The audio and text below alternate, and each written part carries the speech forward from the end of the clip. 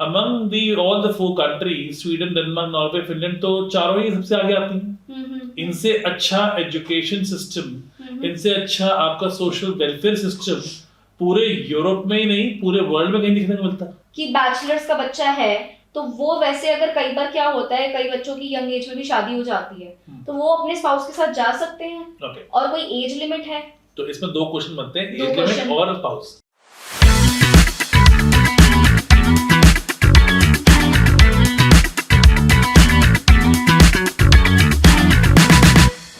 Everyone, we are back again with another podcast along with another country update, that is Sweden. So we will discussing about why you should consider study in Sweden. So please stay tuned till the end. Welcome Mr. Bava, welcome on board. Thank you so much for joining us. Thank you Kritika for inviting me for the session. And Sweden is a topic which we haven't picked up for last few months, and you have picked up at the very right time. Because the next intake is coming up shortly. Okay, nice. So, be frank with you, if we're talking about Sweden, so honestly, that's not comes into my mind. I was not expecting before this podcast that we should consider Sweden. On the behalf of student side, I'm sharing with you because जब भी बच्चों से बात होती है Sweden की, तो बच्चों के माइंड में आता है स्वीडन, वहाँ कौन जाता है, वहाँ पे ऐसा क्या है? So, what do you think that why a student should go for Sweden? See, it's not only Sweden. If we talk about, you see Scandinavian countries, Finland, Sweden, Denmark, Norway. Okay. आज अगर हम Europe में rich countries की बातें करते हैं, तो आपका जो पे पैकेजेस की बात करते हो, या वर्क लाइफ की बैलेंस की बात करते हो, या आप बात करते हो क्वालिटी ऑफ लाइफ की, राइट टू एजुकेशन की, राइट टू मेडिकल ट्रीटमेंट की, among the all the four countries, Sweden, Denmark, Norway, Finland, तो चारों ही सबसे आगे आती हैं। इनसे अच्छा एजुकेशन सिस्टम, इनसे अच्छा आपका सोशल वेलफेयर सिस्टम पूरे यूरोप में ही नहीं पूरे वर्ल्ड में कहीं देखने को मिलता। Okay. मैं आपको छोटे से एग्जांपल्स दूंगा इसको समझाने के लिए। So let's suppose say if you have student permit to Sweden, तो आपकी जो मेडिकल है पूरी कवर्ड है गवर्नमेंट से। अगर आपको दिक्कत हो गई कोई तो हॉस्पिटल जाना है आपको, तो वो फ्री ऑफ कॉस्ट है आपका। That's really amazing because students ने जितना भी सुना है मेडिकल के बारे में, US and then Canada, health English countries की अगर मैं बात करूं तो सबसे नंबर 1 बच्चों के माइंड में यही आता है कि हेल्थ जो है वो तो कनाडा, यूएस इन्हीं की अच्छी है। नहीं, अच्छी तो है लेकिन कॉस्ट भी तो पड़ती है ना। हाँ। अब जर्मनी की आप बात करते हैं, जर्मनी के अंदर जर्मन सिटीजन को भी अपनी इंश्योरेंस लेनी पड़ती है। हर महीने के 50 से 100 यूरो देने पड़ेंगे आपको। और अगर आपको स्वीडन में आपका पूरा कवर्ड बाय गवर्नमेंट है।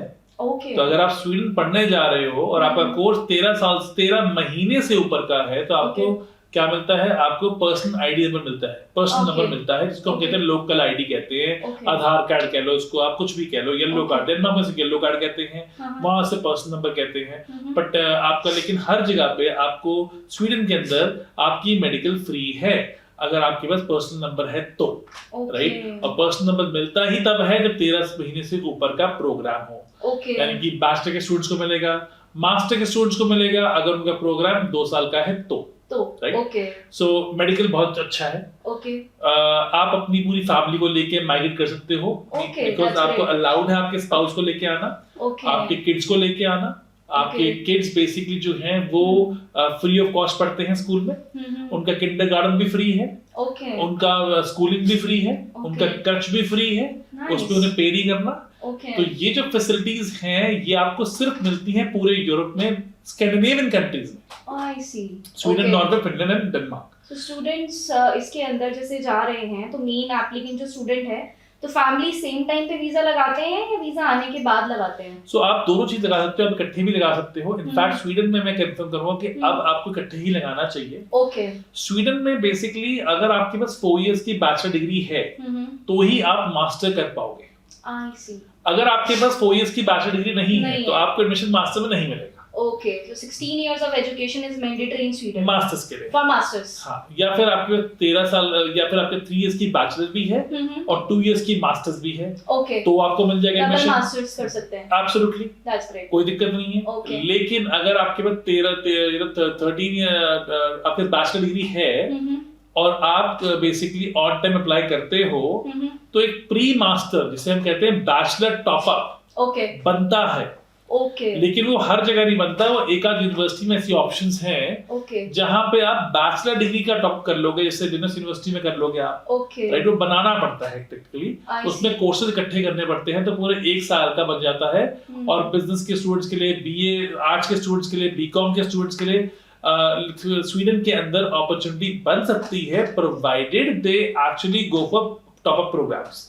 तो टॉप अप प्रोग्राम में जब जाते हो तो वो 1 साल का प्रोग्राम हो गया आपका, राइट। उसके बाद आपको मास्टर्स में एडमिशन मिल जाएगा, राइट। तो बेसिकली आपने सितंबर मेजर इनटेक है स्वीडन में, ओके और माइनर इनटेक होती है जनवरी इनटेक में बहुत रेयर प्रोग्राम्स है, आई सी, बहुत ही हैंडफुल है, मैं ज्यादा नंबर्स है ही नहीं, राइट।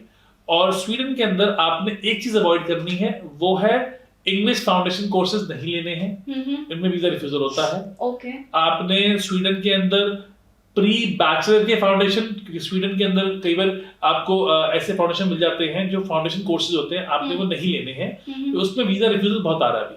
ओके तो स्टूडेंट्स को ये समझना पड़ेगा कि स्वीडन जो है country, it's a beautiful country. Second thing, Sweden gives you a temporary resident permit India से।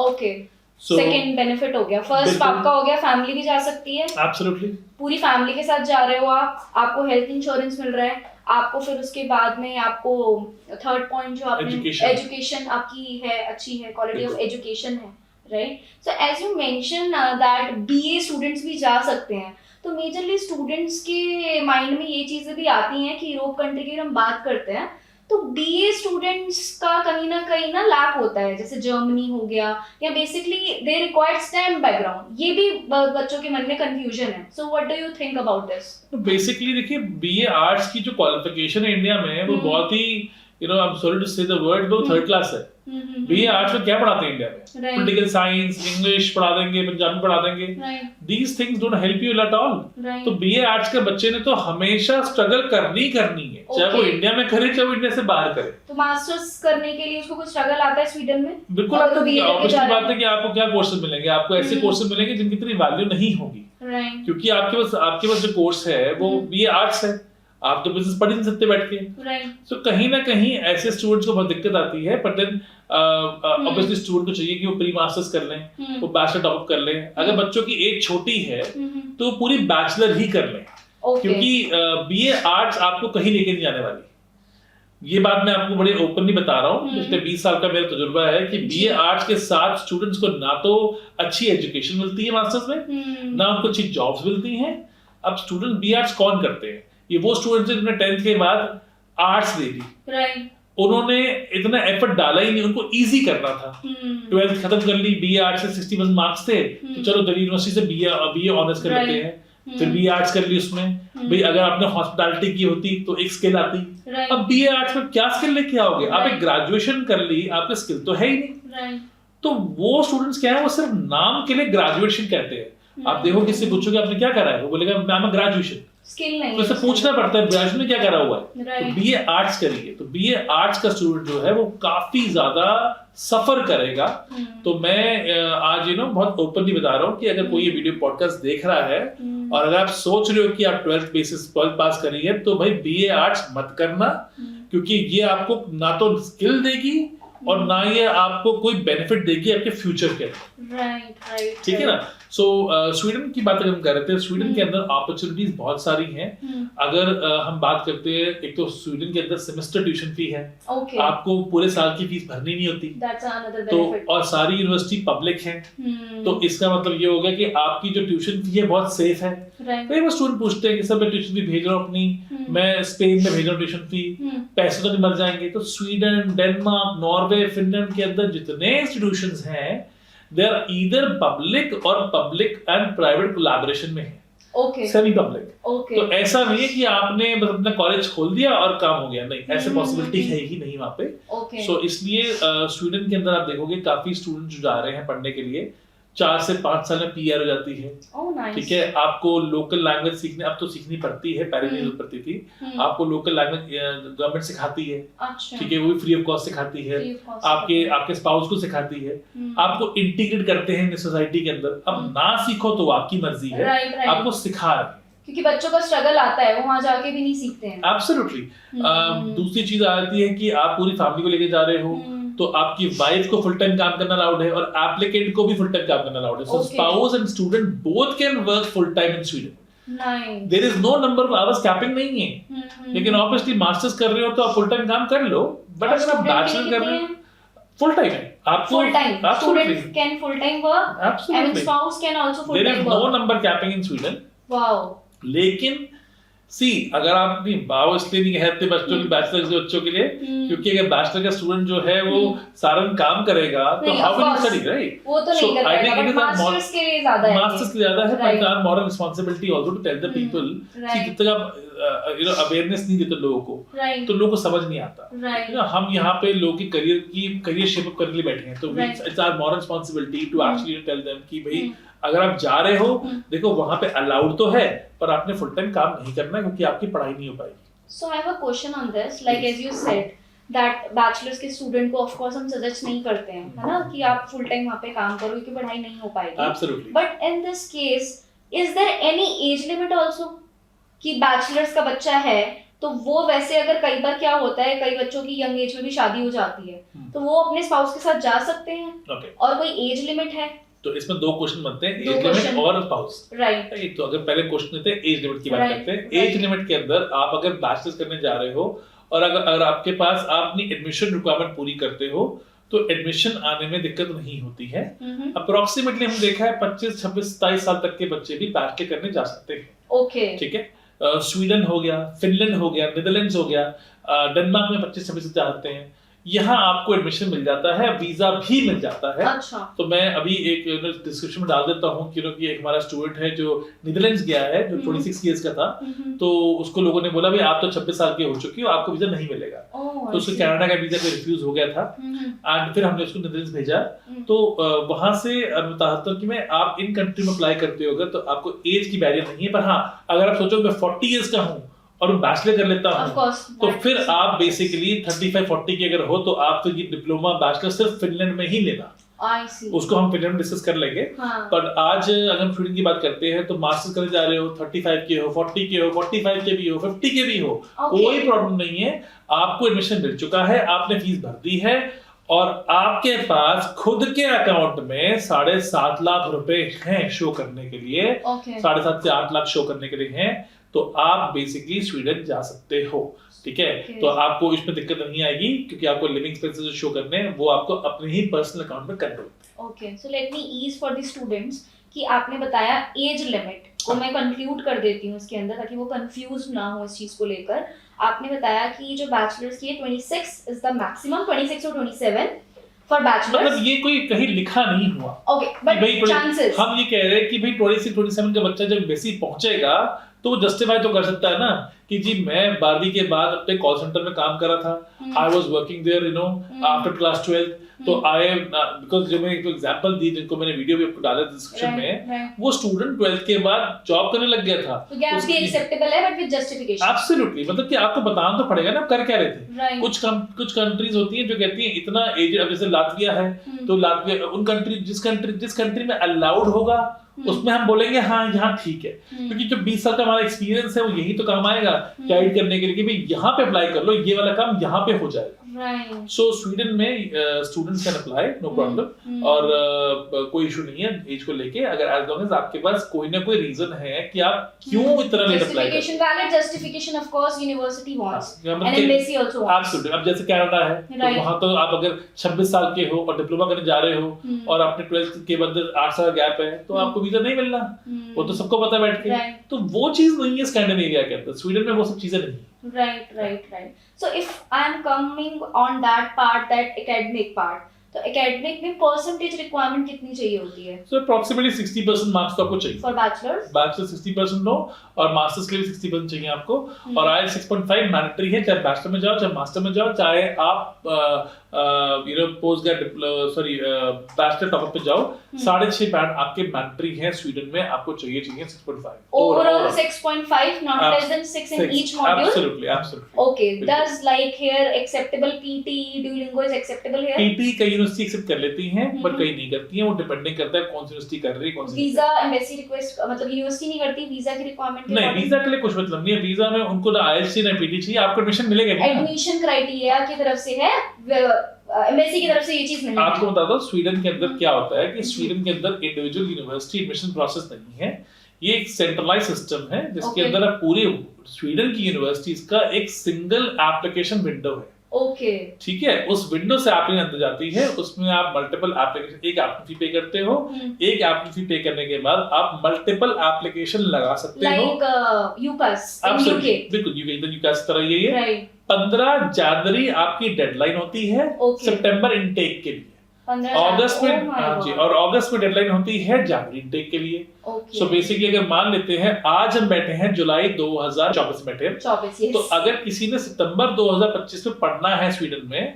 तो वो अपनी एप्लीकेशन अभी से रेडी कर ले, ओके क्योंकि अक्टूबर में खुल जाएगा पोर्टल ओके और 15 जनवरी 12 बजे बंद हो जाएगा। ओके Right, और this is the right time to absolutely, और 2 और 3 फरवरी को, 2 और 3 फरवरी को आपको अपने डॉक्यूमेंट वहां पहुंचाने होते हैं। बेसिकली ये एक प्रोसेस है। सो स्टूडेंट्स जो बेसिकली स्टूडेंट जहाँ जाते हैं अपने स्पाउस को लेके, उन्हें समझना पड़ेगा इस चीज को कि आप जून फरवरी मार्च अप्रैल मई में नहीं आ सकते हमारे पास कि हमें स्वीडन भेज दो, ओके होगा ही नहीं। ओके कई बार ये होता है, हम्म। हम फरवरी मार्च में भी एडमिशन करा देते हैं, उसे हम कहते हैं लेट एप्लीकेशन राउंड।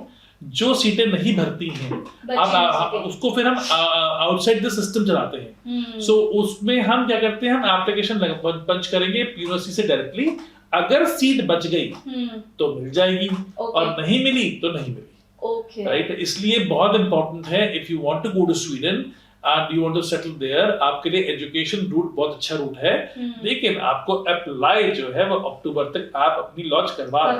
हाँ, ये नहीं कि काफी बच्चे specifically north Indian students they come in the last moment पे आते हैं, पहले तो आते फिर हैं। हम क्या करेंगे, हम उनको कोई भी ऑप्शन तो दे देंगे, राइट लेकिन चांसेस है होने को हो जाए, नहीं होने को नहीं मत होने को नहीं हो Yeah, जाए। absolutely. Okay okay so I have another question for you, that is there any application fees in Sweden? बिल्कुल, तो स्वीडन के अंदर एप्लीकेशन फी आती है, और एप्लीकेशन फी जो लेटेस्ट एप्लीकेशन फी है मैंने स्क्रीन पे डाल दी है आपको, और स्टूडेंट देख सकते हैं कि वो एप्लीकेशन फी कितनी है, और इसको चेक करने के लिए मैंने लिंक भी डिस्क्रिप्शन में डाल दिया है बैठ के। तो हर जगह पे आपको क्लैरिटी मिल जाएगी कि आपने ये एप्लीकेशन फी भरनी है, और ये गवर्नमेंट की एप्लीकेशन फी है, ये कंसल्टेंट की एप्लीकेशन फी नहीं है। ये बेसिकली गवर्नमेंट को जाएगी, क्रेडिट कार्ड से जाएगी, और उसके अंदर आप मल्टीपल एप्लीकेशन अप्लाई कर एक ही फीस जाएगी जिसमें मल्टीपल एप्लीकेशन यूनिवर्सिटी के फिल कर सकते हैं। एब्सोल्युटली, जैसे यूके में यूकास है और कनाडा में ओकास है। एब्सोल्युटली, तो Perfect, बिल्कुल इसी तरीके से आपने एप्लीकेशन अप्लाई करते हो, चाहे बैचलर के स्टूडेंट्स हो चाहे मास्टर्स के स्टूडेंट्स हो। लेकिन अगर आपकी उसके बाद अप्रैल के फर्स्ट वीक में आपको नोटिफिकेशन आ जाती है कि एडमिशन हुआ या नहीं हुआ। ओके तो अब काफी स्टूडेंट कहते हैं कि हमने अप्लाई किया था, हमें एडमिशन नहीं मिला, तो मैं उनके लिए ये आंसर है कि क्या आपकी एजुकेशन 3 साल की है? अगर है तो आप काटा मार दो, आप बिल्कुल काटा मार दो, आपको एडमिशन नहीं मिलेगा, आपको वो एक्सेप्ट नहीं करेंगे, क्योंकि स्वीडन ने 4 साल की एजुकेशन लेनी है। अगर आपने टॉप अप डिग्री प्रोग्राम लिया है, और टॉप अप वैसे मैंने बताया कि आपको normally as a program available ही नहीं है, आप ऑनलाइन जाके चेक करो, नहीं मिलेगा आपको, वो बनाना पड़ता है। तो उसके लिए फिर हमारी जो रिसर्च टीम है वो बैठ के उसको बनाती है यूनिवर्सिटी के साथ, और बच्चे को एक टॉप अप प्रोग्राम देती है ताकि वो अपना 60 ECTS क्रेडिट पूरे कर सके, और वो जो 4th ईयर है उसको हम वहां से कवर करते हैं, फिर स्टूडेंट को अपना मास्टर्स में एडमिशन मिलता है। तो ये स्पेशल प्रोग्राम ये सिर्फ हमारे पास अवेलेबल है या बच्चा खुद भी अप्लाई कर सकता है? बच्चे खुद भी अप्लाई कर सकते हैं, बट प्रॉब्लम सारी क्या आती है, कोर्सेज में आती है। ये प्रोग्राम नहीं है रेडीमेड की, आपने वहां से लिया और अप्लाई कर दिया। We need to create that. Absolutely, आपको कोर्स क्रिएट इकट्ठे करने पड़ते हैं। उसके जो हमारी स्वीडन की स्पेशलाइज्ड टीम है वो बैठती है कोर्स के ऊपर, वो चेक करती है आपने क्या पढ़ाई कर रखी है, फिर उसके लिए कौन सी यूनिवर्सिटी में हमें कितने कोर्सेज देने पड़ेंगे उनको इकट्ठा करती है। जैसे मान लो कि आपका एक कोर्स है वो 5 क्रेडिट का है, दूसरा कोर्स है 8 क्रेडिट का है, तो इकट्ठे कर करके उसको 30 क्रेडिट पूरे करने हैं एक सेमेस्टर के लिए, और 2 सेमेस्टर है तो 60 क्रेडिट पूरे करने हैं। फिर टोटल कोर्सेज बनाने पड़ेंगे, फिर वो कोर्स की अप्रूवल जाएगी यूनिवर्सिटी के अंदर कि भाई ये स्टूडेंट है और हमने ये कोर्सेज लिए हैं, क्या हमें इस पे अप्रूवल मिल जाएगा। वहां से अप्रूवल आता है, फिर हम एप्लीकेशन को पंच करते हैं। तो ये काफी एक कॉम्प्लिकेटेड प्रोसेस तो है, but because this is why we always tell student to hire a very person who has a knowledge and expertise और time taking भी absolutely, I mean, research based है 2004 से हम स्वीडन को प्रमोट कर रहे हैं। आज 20 साल के बाद मैं कहता हूँ कि we are the only agency in India who was invited in 2009 में एक वर्कशॉप हुई थी। इस वर्कशॉप को कंडक्ट किया था स्टडी इन स्वीडन मिनिस्ट्री ने, एजुकेशन मिनिस्ट्री ऑफ स्वीडन ने किया था। तो उन्होंने मुझे इनवाइट किया यहाँ से क्योंकि उस समय उन्होंने चेक करा कि भाई 2009 में प्लानिंग चल रही थी कि भाई 2011 में ट्यूशन फी आने वाली है। तो जब 11 में ट्यूशन फी आ जाएगी तो पहले देखो आपका डेनमार्क था जिसने 2004 में ट्यूशन फी लेके आया। तो 2004 में जब हमने लॉन्च की अपनी कंपनी तो डेनमार्क फ्री खत्म हो गया था और प्राइवेट शुरू हो चुका था कि भाई ट्यूशन फी भरो। 2005 तक तो पूरा ही हो गया था। फिर आपका स्वीडन लाइन में आया। स्वीडन ने 2009 में बात करनी शुरू करी कि मैं 2011 में कर दूंगा।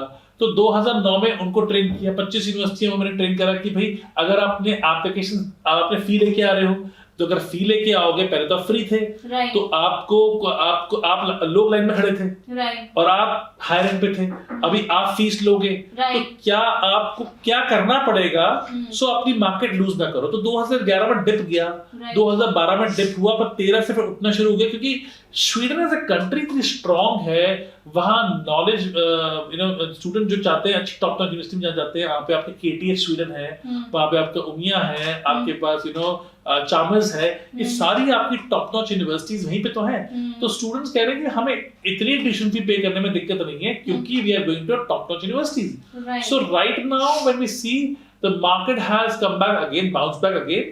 स्वीडन के नंबर बड़े डिसेंट हैं और आज की डेट में Sweden wants people to come down to Sweden, but only people who can bring some talent. They don't need general labor. उन्हें बेसिक लोग नहीं चाहिए, उन्हें वो लोग चाहिए जो उनकी इकोनॉमी में कंट्रीब्यूट करें। सो बैचलर डिग्री करने के लिए जाएं या मास्टर करने जाएं, you are most welcome from Sweden. That's really informative. So my another question to you is like, what is the tuition fees? Minimum to maximum in for bachelors and masters both. Approximately अगर हम बात करते हैं bachelors की, we are talking about कि भी 5 से 6 लाख रुपए पर सेमेस्टर है आपकी ट्यूशन फी, जो कि साल की 10 से 12 लाख साल की आती है। मास्टर्स में this fees can go up to 6 lakh to 8 lakh रुपए पर सेमेस्टर। डिपेंड करता है कि आप कौन सी यूनिवर्सिटी में जा रहे हो, कौन से प्रोग्राम में जा रहे हो। अगर वो स्टेम बेस्ड होगा तो महंगा होगा, राइट। तो स्वीडन के अंदर ना जो क्वालिटी ऑफ एजुकेशन है वो बहुत ही हाई क्वालिटी है। So they give you the best quality and they charge you also the same। और वो जो चार्ज आप वो कर रहे हैं उतना ही पैसा उनको उनके लोकल स्टूडेंट को पढ़ाने में भी मिलता है। तो स्कैंडिनेविया में ये बड़ा अच्छा सिस्टम है कि भाई अगर मैं एक यूनिवर्सिटी स्टूडेंट पढ़ाऊंगा स्वीडन में स्वीडिश लैंग्वेज में तो मुझे एक्स पैसे मिल रहे हैं यूनिवर्सिटी को, तो वही इंटरनेशनल को मैप करते हैं वो। सो इसीलिए आप देखोगे जो फीस है उनके लिए it doesn't make a difference. सारी पब्लिक यूनिवर्सिटीज हैं, स्टूडेंट्स को अट्रैक्ट कर रही हैं। They are not attracting volume, they are attracting more like quality students so who can contribute in society. They want some kind of brain actually. See 6.5 IELTS से अच्छा हो गया, 4 years की बैचलर हो गई, तो आपने पहले से ही इंडिया से जो बैड एप्लीकेशन थी वो छुड़ा दी, तो वो खत्म कर दिया आपने। तो आपके पास क्या आ रहा है, क्वालिटी आ रहा है। तो स्टूडेंट्स जो वहां जा रहे हैं, जो पढ़ रहे हैं, जो फिनिश कर रहे हैं education, they are actually want to stay in Sweden because बहुत सारे स्टूडेंट्स हैं जो हमारे स्वीडन में रहते हैं। आई थिंक एक हमारा स्टूडेंट है सारंग, जिसको मैं बहुत जल्दी इनवाइट करने वाला हूँ हमारे पॉडकास्ट के ऊपर, जहाँ सारंग एक बहुत अच्छा ब्रांड चलाता है, उसे बोलते हैं सब्जी वाला। सो सारंग इज उसकी जो ये ब्रांड है सब्जी वाला। सारंग हमारा 2005 का स्टूडेंट था। हमने 2005 में डेनमार्क भेजा, आज से ठीक 19 साल पहले। और सारंग बेसिकली वहां जाके उसने फिर अपनी एजुकेशन करने डेनमार्क में, फिर स्वीडन में मूव करा।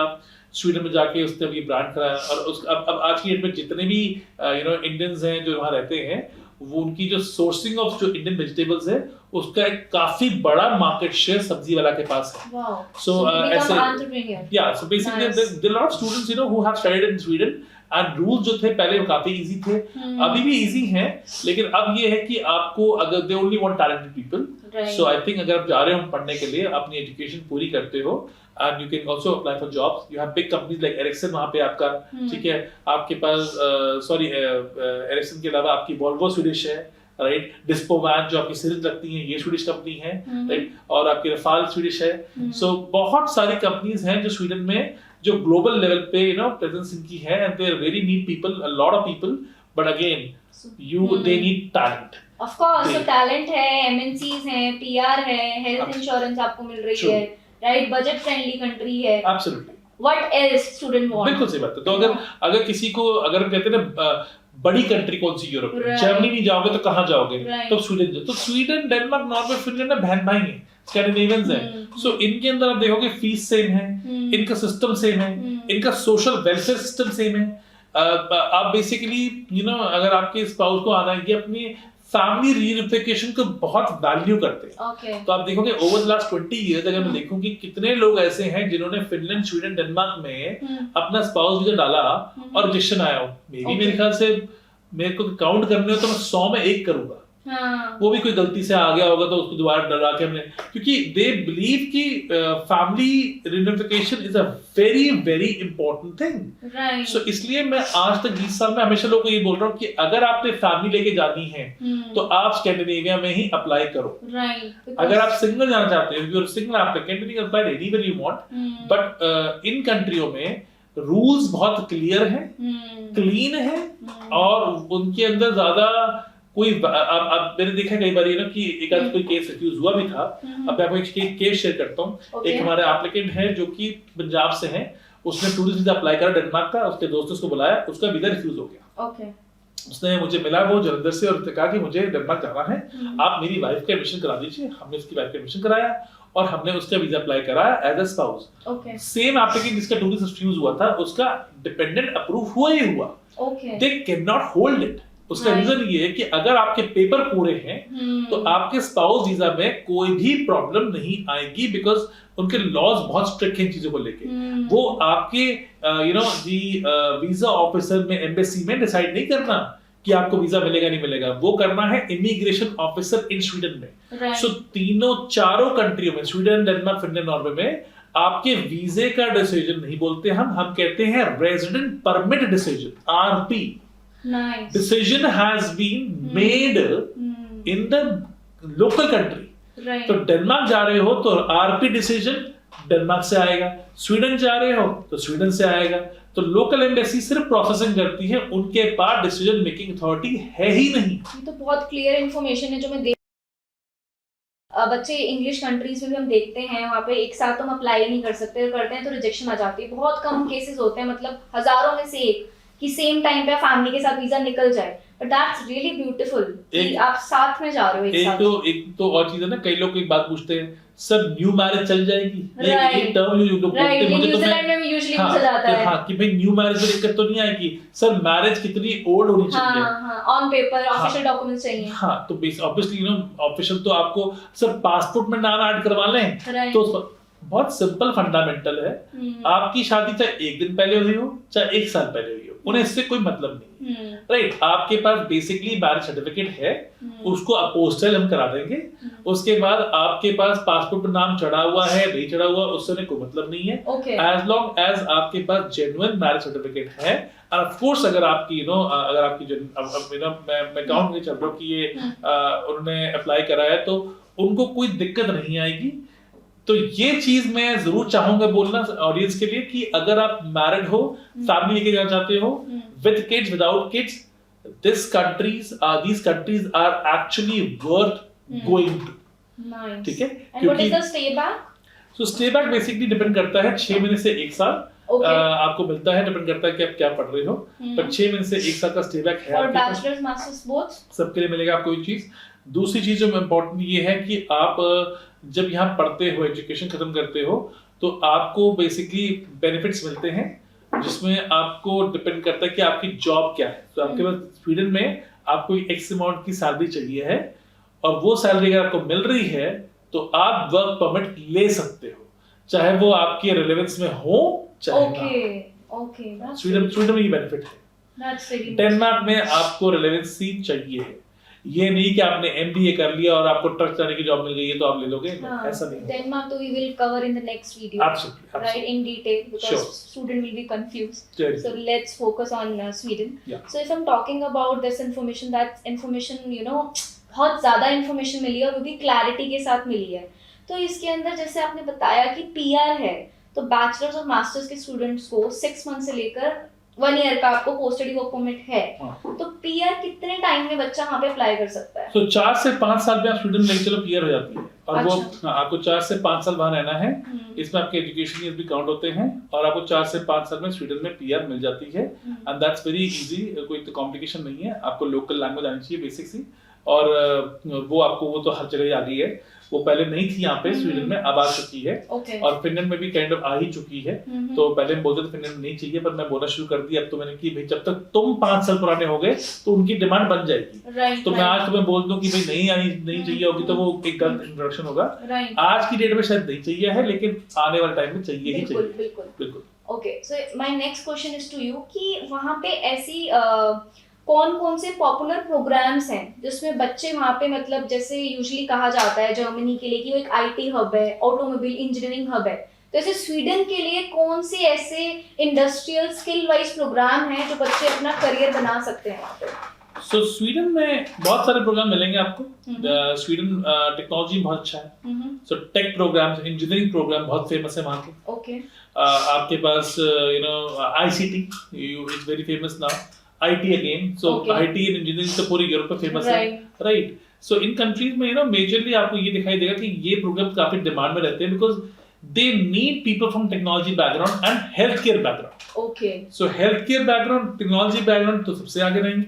ओके, हेल्थ के रिलेटेड प्रोग्राम्स भी मिलेंगे वहाँ पे? बिल्कुल मिलेंगे, बिल्कुल आपको मिलेंगे, पब्लिक हेल्थ मिलेगा आपको, हेल्थ मैनेजमेंट मिलेगा आपको, राइट, स्पोर्ट्स साइंसेस मिलेंगे आपको, बट अगेन आपके पास वही बात आ गई ना कि लेकिन ये गारंटी नहीं है कि आपको पाथवे की जो सेमेस्टर मैंने बताया था आपको कि वो टॉप मिल जाएगा, वो हर एक में नहीं मिलेगा, वो हर एक में नहीं मिलेगा। बिल्कुल। तो इसीलिए आपको देखना पड़ेगा कि स्कैंडिनेविया के अंदर जो अब आने वाला टाइम जो है 2025 का हम कह रहे हैं इंडिया में, जो मोदी जी ने हमें बताया कि भाई हम सारी डिग्रियां 4 साल की कर रहे हैं, राइट। तो एक बार हमारी डिग्री 4 साल की सारी हो जाएंगी, तो मैं उम्मीद करता हूं कि 2025 के बाद से या 26 के बाद जो भी बैचेस निकलेंगे 4 साल के साथ, तो सारे स्टूडेंट्स हमारे लिए स्वीडन में, नॉर्वे में वो बाय डिफॉल्ट एलिजिबल होंगे। तो उनके ऊपर वो जो प्रेशर, अब जो बच्चे सुन रहे हैं, अभी वो प्रेशर क्रिएट हो रहा हो कि हमने 3 साल वेस्ट कर दिए, इतनी अच्छी अपॉर्चुनिटी हमने मिस कर दी है, जो कि हम कनाडा, यूएस, ऑस्ट्रेलिया, न्यूजीलैंड, इसी में हम लोग सोचते रह गए थे। But don't worry about that, we have already a solution in India itself. तो अब जो नए बच्चे आ रहे हैं उनके लिए ऑफ कोर्स एक सॉल्यूशन है। ये उन लोगों के लिए जिनको जो ब्रांड कॉन्शियस है यूरोप, जिन्हें छोटी कंट्री नहीं जाना, जिन्हें लगता है कि मैं पोलैंड जाऊंगा, स्लोवाकिया जाऊंगा या स्लोवेनिया जाऊंगा तो अच्छी नहीं होगी, तो स्वीडन उनके लिए बेस्ट ऑप्शन है, क्योंकि इससे बेस्ट ऑप्शन आपको यूरोप में मिल ही नहीं सकती। अगर मैं स्वीडन के बेनिफिट्स पे आ जाऊं ना, तो मैं कहूंगा जर्मनी से कई गुना अच्छा है।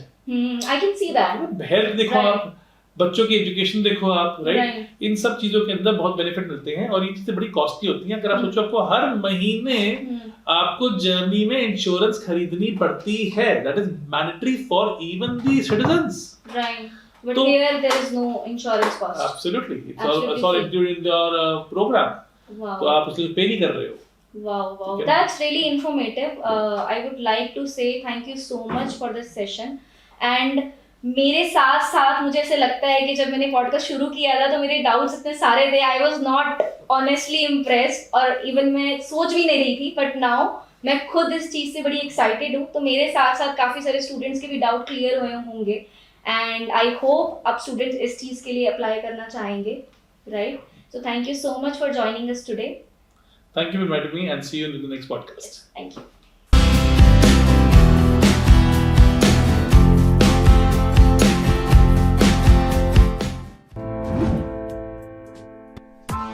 Press the bell icon on the YouTube app and never miss another update.